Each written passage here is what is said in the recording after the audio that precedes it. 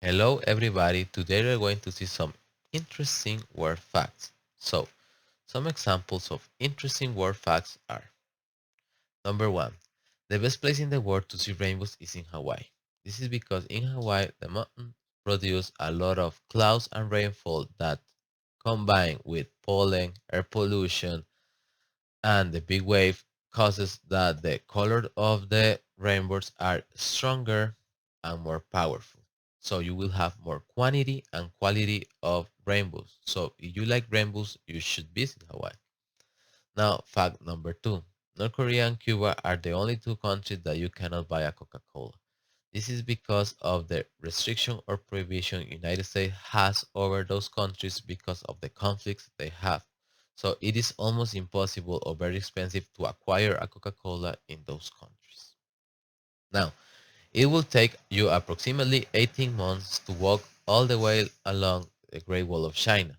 This is because it is over 8,046 kilometers long, so it will be very tired to walk all over the Great Wall of China, don't you think?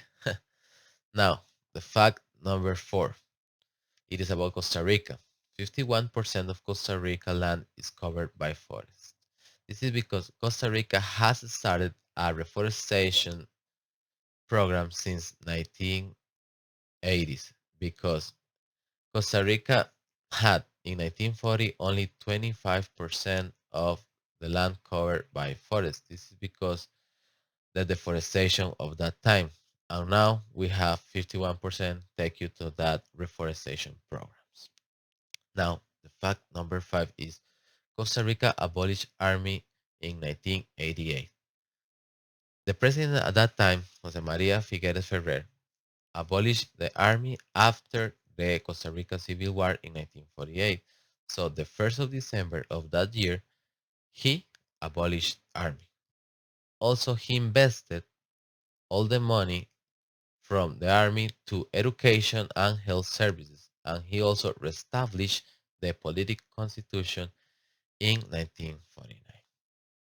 Now we're going to see a brief review of some verb tenses in the past, in the present, and in the future.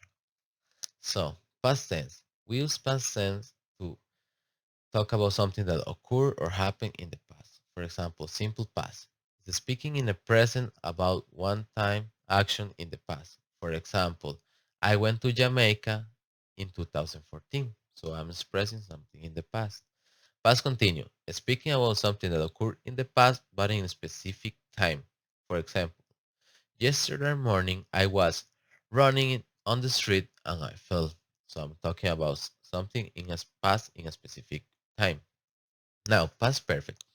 Past perfect is talking about something in the past we have done and we finished. For example, I had done my homework yesterday. I finished my homework. Now, past perfect continue is an ongoing action in the past and maybe it continue. For example, she had been studying English all her life. So she is doing something in the past and she maybe continue doing it. Now, we have the present tense that we express action or events in present. For example, simple present that is used for a regular action, general facts, timetables, narrations, or instructions or directions. For example, Costa Rica has 5% of the biodiversity of the world. So I'm giving a general fact. Or also, she plays soccer every Monday. So it's a regular action or activity. Now, present continuous is an activity that is doing or performing at that precise moment or time. For example, or changing a situation, we can do it for that. For example, she is running very fast. It's an action she's doing right now. Or for example, we are doing our English test at this moment. So we are doing an action at that precise time. Now, present perfect is for an action that started in the time and it is not specifically over. For example, I have been studying English since all my life. So it's an action that I'm doing, but it's not over yet. And perfect continuous is an action that started in the past, lasted for some time, and the results are visible now. For example, Costa Rica has been reforesting the land since 1980s. So it is an activity we started doing in the past and it continued doing.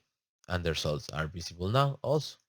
Now we have future tense that are tense used to explain future events or actions. For example, the simple future is used to make predictions in the future, promises, also warnings, requests, action or events that are going to happen in the future. For example, I will go to see my parents next week, or I will go to Japan next year. So I'm making promises or predictions.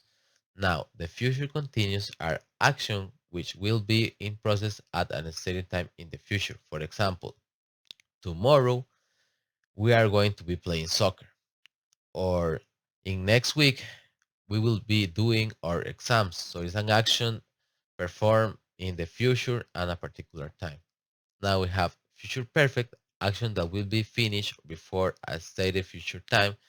For example, I will done or will have done my homework after I have English classes, or I will deliver my works before the date. So I'm giving an action in the future, but finish before an future time. So it is finishing something before another thing.